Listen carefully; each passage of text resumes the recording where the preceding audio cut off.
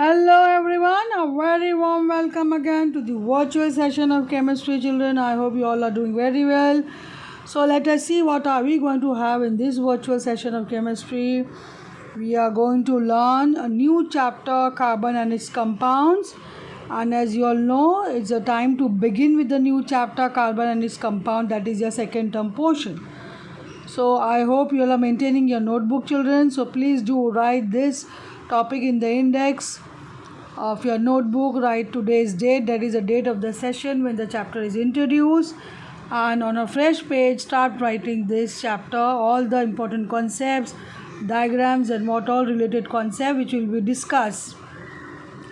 So let us begin with carbon and its compound. And regarding your portion for this chapter, you are going to learn about the versatile nature of carbon, how carbon forms huge number of carbon compounds and why it can form huge number of carbon compounds, covalent bonding in carbon compounds you are going to learn, and you are going to learn homologous series of carbon compounds. Chemical properties of carbon compound is deleted from the portion. IUPAC, that is the International Union of Pure and Applied Chemistry, that is nomenclature of naming carbon compounds is deleted. So you have very little portion for this carbon and its compound, so you please do this chapter thoroughly. Let us begin. As you know, compounds of carbons are widely distributed in nature. The number of carbon compounds is larger than that of all other elements put together. So by itself, carbon has huge number of carbon compounds, and the presence of carbon in the nature is in abundance. In every other object you will find carbon. Here you can see on the screen so many things around you, and most of them have some or the other content of carbon. So the carbon content in all the applications or all the objects which we use, paints, dyes, colors,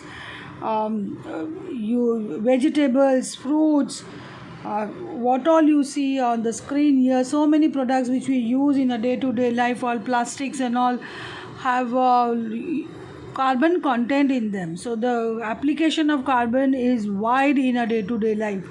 That's why you need to study about carbon. In fact, study of carbon compounds, if you go ahead in your career for chemistry, then there's a whole branch of chemistry dealing with carbon compounds, and that branch of chemistry is called as organic chemistry. So can you imagine the application of carbon where it is forming one branch of chemistry, that is organic chemistry, and that deals with all sorts of carbon compounds, all sorts of derivatives, because carbon can form huge number of compounds. So let us see some details about carbon. Living system, that is organisms, contains carbohydrate, fats, proteins, nucleic acid, DNA, hormones, etc. Food items, clothes, fuels, detergents, soaps, medicines, all these will have some amount of carbon content. So can you imagine the place of carbon in our life? We can all say that it is omnipresent. In everywhere you will find carbon. So this is how carbon finds its place. And test for presence of carbon, you all know how you do the testing of carbon dioxide with the help of lime water. A substance containing carbon will burn in air to produce carbon dioxide, which when passed through lime water turns it milky. So this is a test of carbon, a very simple test. You all know, you all have done in theory, you all have done in your practical as well. So just for your knowledge, just to recap your knowledge about the test of carbon, and then we will see some carbon compounds over here. Take down the list of carbon compounds: acetic acid, CH3COOH, and the melting point 290, boiling point 391. Chloroform, CHCl3, melting point 209 and boiling point 334. Ethanol, you can write C2H5OH, that is melting point 156, boiling point 351. Methane, CH4, that is melting point 90, boiling point 111. So Melting points and boiling points of organic compounds are low. This is just for you to understand why melting point and boiling point of organic compounds are low than the other compounds. If you compare all the inorganic compounds, the melting point and boiling point are low. Why? Because the forces of attraction between the molecules are not strong. Please take down this point. It can appear as a justification in your paper or a give reason. So these are the carbon compounds we have just now seen this compound: acetic acid, chloroform, ethanol, methanol. You can just have a look at this. And all the melting point and boiling point which we have discussed in Kelvin, not in degree Celsius. That means the melting point and boiling point is very low. So that was discussed in Kelvin. It is not in degree Celsius. Please make a note of that. Because the forces of attraction between the molecules are not strong. And one more very important point: all these carbon compounds show covalent bonding, and covalent compounds always will have very low melting and boiling point, because the bond between the molecules are not at all strong to keep them together. When a little energy is supplied, like ethanol, you just hold it on your palm, it will disappear. That means it will evaporate very fast. Even chloroform, acetone, all that's highly volatile. That means they have a very low boiling point and melting point. That's why they are very volatile, and the bond between the molecules are very low. So they are very volatile liquids, and you have to keep them airtight so that they will not evaporate. They will evaporate very fast at room temperature. Carbon. Now let's get started with carbon. We'll study about carbon and how it's the versatile nature of carbon, how it can form large number of carbon compounds. In millions it can form carbon compounds. So let us see carbon. Carbon is a non-metal, first of all, you should know. Please take down all these very important points. Carbon atomic number 6, as you all know, has electronic configuration 2 and 4. So 2, 4 is the electronic configuration. That means the valence shell will have 4 electrons. That means it has 4 electrons in the outermost shell, that is the last shell. It has 4 electrons in its outermost orbit, so its valency is 4. Please take down, this is extremely important point for you to understand why carbon undergo covalent bonding and why it will not transfer electron, or why it will not accept electron, why it forms covalent compounds. The answer lies in its valency. The valency is 4. Please take this down. Now in the case of carbon, it has 4 electrons in its outermost shell and needs to gain or lose 4 electrons to attain noble gas configuration. That means to attain octet, it either has to give 4 electrons or accept 4 electrons. But it will not happen that way. Why? Let us see. If it were to gain or lose electrons, let us see. It would gain 4 electrons, forming C4 minus anion. When it is gaining electron, it will take up 4 electrons. What will happen then? But it will be difficult for the nucleus with 6 protons to hold on to 10 electrons. That is extra 4 electrons.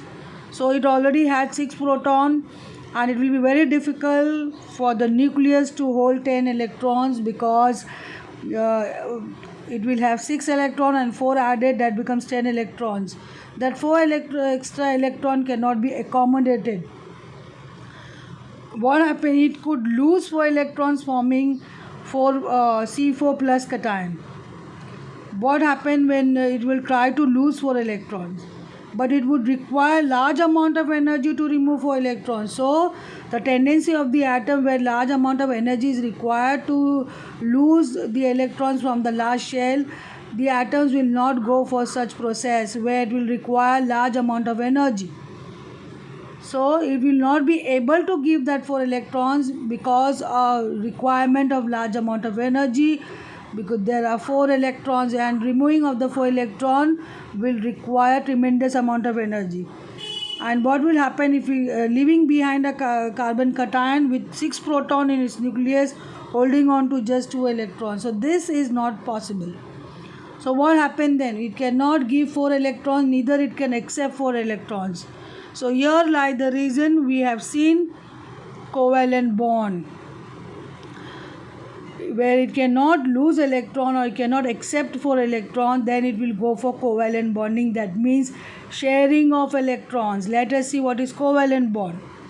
A chemical bond formed between two atoms by mutual sharing of valence electrons between the two atoms, such that each atom acquires the stable electronic configuration of the nearest noble gas, is known as covalent bond. So always an atom will try to attain doublet or octet, which is the electronic configuration of the noble gases. So always atom will try to attain stability, either gain, lose electron, or sharing of electrons. So you have seen in the ionic compounds where the atoms have undergo transfer of electron, either they gain or accept electron and form ionic bonding. Whereas in this chapter you are dealing with covalent bonding of carbon compounds, because carbon will not lose or accept 4 electrons, it will rather prefer to share electrons. That's why the bonding is called as covalent bonding, and this bond is a weak bond. That's why all carbon compounds, they are volatile in nature, they are very low boiling and melting point. I hope this is very clear. And number of electrons contributed by each atom for sharing is called as covalency. So for a carbon, the number of electrons, that is 4 electrons, that is it has 4 covalence. It can share 4 electrons with the other atoms. Wherever it is forming compounds, it will only share 4 electrons. The compounds formed by covalent bonds are called covalent compounds. So by this method, when there's a formation of compound, that is called as covalent compounds, where the electrons in the large shells undergo sharing of electrons. So I hope this is clear. Please take down all the important points. Here we will see the difference between ionic compounds and covalent compounds. You have learned about the ionic compound in the previous chapter, metals and non-metals. You have seen magnesium chloride, you've seen sodium chloride, sodium oxide, aluminium chloride. All those are ionic compound, and how they are being formed you have learned by electron dot structure. So in this chapter we are going to have a comparative study about ionic compound and covalent compound, so that you will be able to understand the difference between them, and you will understand the difference between their bonding. They will understand the formation of the compound. Even in this chapter you are going to deal with electron dot structure of covalent compounds, how sharing of electrons takes place, and how covalent bonding happens, and how carbon compounds form electron dot structure. Will give you a clear idea about it. Let us see the comparative study about this. Ionic compounds, they are formed by complete transfer of electrons, that is, it consists of ions. Whereas covalent compounds formed by mutual sharing of electrons, it consists of molecules. Your ionic compounds generally solid, like sodium chloride, sodium oxide, you have already learned that. Covalent compounds, they can be solid, liquid, or gases. So here I think this is very clear with you all. So at room temperature they can exist as solid, like iodine, liquid like bromine, and gases like chlorine. So it is I2, Br2 and Cl2. Whereas ionic compounds have strong forces of attraction, that's why they have a high melting and boiling point. Whereas covalent compounds, they have a weak intermolecular forces of attraction because of sharing of electrons, therefore they will have low melting and boiling point. Ionic compounds do not conduct electricity in solid state. That means the ions are not free to conduct electricity, but do so in molten or liquid state, where the ions are free to conduct electricity. Whereas covalent compounds do not contain ions, hence do not conduct electricity at all. So please see, they have a distinct point of comparison, and please do write this table, write all the points of comparison, children, extremely important. Now that is continued. The table will be continued over here, children. Please continue to write. Ionic compounds undergo reactions very fast and always proceed to completion. So like sodium chloride, sodium oxide, magnesium oxide, all they will undergo reaction very fast, and we will always try to complete the reaction when you are reacting with other chemicals, whereas covalent compounds undergo reaction very slowly and never proceed to completion. The reaction always stopped in between, and the reaction is very slow, whereas ionic compounds are more soluble in polar solvent, water. Water is a polar solvent, it has some amount of charge, so that is called as polar solvent. That is also called as inorganic solvent, that is water. So all that sodium chloride, magnesium chloride, all they will dissolve in water, but they will not be soluble in non-polar solvent or organic solvents like alcohol, ether, chloroform. Like for example, sodium chloride, magnesium chloride, sodium oxide, they will never dissolve in alcohol, ether or chloroform. They are all called as non-polar or organic solvents. I hope this point is clear. So solubility you need to understand. Ionic compounds will be always soluble in water. That is, water is a polar solvent. It has some amount of charges. That's why they are called as polar solvent. And sodium chloride, sodium oxide, magnesium chloride, they will never dissolve in alcohol, ether and chloroform. I have repeated this point so that it is clear with you all. Then covalent compounds, that is non-polar, are more insoluble in polar solvents like water, but soluble in non-polar or organic solvents like alcohol, ether, chloroform. So just the reverse of this you need to understand. Covalent compounds, they are non-polar in nature, they do not have charges, and they are insoluble in water. Just need to understand in simple words. Like covalent compounds, like you have more insoluble in polar solvents like water, like you have naphthalene, benzene, all those are insoluble in water. Anthracene, all those are carbon compounds, they will not show solubility in water, but they will be very easily soluble in organic, that means organic solvents like alcohol, ether, chloroform. I hope this is very clear with you all children.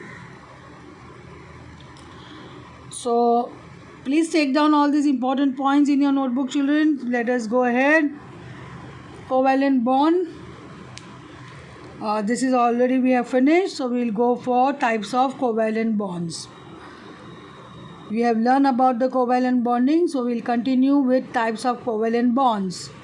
So carbon compounds show covalent bonding, as you all know. So there are 3 types of bonds formed between carbon compounds, and they are being classified or categorized accordingly. So let us see the types of covalent bonds. You have seen how covalent bonds are formed.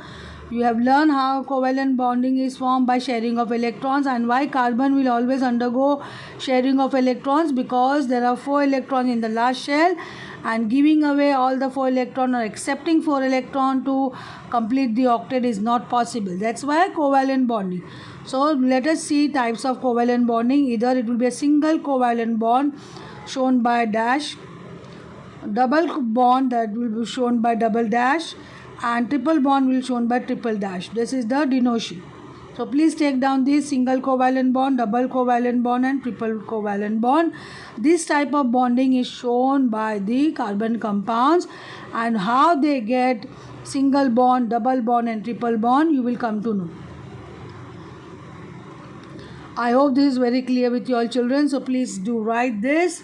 So now formation of hydrogen molecule, electron dot structure. As you have learned electron dot structure of ionic compounds, and you have shown with the help of electrons, here you will have to learn about electron dot structure of covalent bonding in compounds. Not only in carbon, there are many more compounds which show covalent bonding where the complete transfer of electrons is not possible. So first, very simple example, you can see hydrogen atom. Here you can see on the screen the image hydrogen molecule where one electron shared by each atom of hydrogen. As you all know, hydrogen has only one shell and only one electron in one shell. So only one electron in the one shell. So when it exists in H2, in the form of H2, in the form of a molecule at room temperature, then how it is formed? by sharing of one electron by the each atom of hydrogen, and they will exist as H2. Please write formation of hydrogen molecule, electron dot structure. Let us see the electron dot structure of the formation of hydrogen molecule. You are going to draw the diagram as it is shown on the screen to your children. Now over here you can see one electron shared by each atom of hydrogen. It has only one shell and only one electron in the shell. So they will go for sharing. Where you draw the circles, you can see the intersection of the two circles where you will show one electron shared by each atom of hydrogen. This is the way you are going to show the intersection. This is like a Venn diagram in mathematics, where you will show the sharing of electrons. At the intersection will show the number of electrons shared. That is the sharing. So how it is different from electron dot structure of ionic compound? Please see the comparison and please show the diagram the way it is shown. So here you can see the intersection shows shared electrons or shared pair, and then it will form H2. This is the molecule of hydrogen, where the one electron present in each atom of hydrogen will be shared. I hope the diagram is clear. Please draw. I am repeating myself the way it is shown so that it will give you a clear idea, a clear picture. Now one more thing, you can see the diagram you have seen on the extreme right, and you can write H dash H. Why H dash H? One bond is shown between hydrogen atoms. Between two hydrogen atoms, one bond shown. One single bond, one single covalent bond is formed when only one electron is shared between two atoms. Then it will show only one single covalent bond, as you can see between H and H. I hope this single bond is clear. Why single bond? That should be clear. So when there is only one pair of electrons shared, that means one electron from each atom, that will show single bond. Where two pairs of electrons shared, then it will form double bond. Where three pairs of electrons shared between the atom, then it will show triple bond. So that is the difference between the single bond, double bond and triple bond when the compounds or the atoms undergo covalent bonding. I hope that should be very clear. Now let us see how chlorine form covalent bonding. Chlorine atom, you can see one atom of chlorine has 7 electrons in the last shell. So when chlorine exists at Cl2 at room temperature, how it exists? There will be a sharing of electrons when Cl2 is formed. So each chlorine atom will give one electron, and you can see the intersection of the two circles and show the diagram. Shared pair of electron you can show in the intersection. One pair of electron shared. That's why one single bond between the two chlorine atom. Please draw the diagram as it is shown, electron dot structure of chlorine molecule. So it is more or less same, but only as a hydrogen, but the number of electrons over here for chlorine will differ. But here also Cl2 will be formed by sharing of one electron by each atom of chlorine.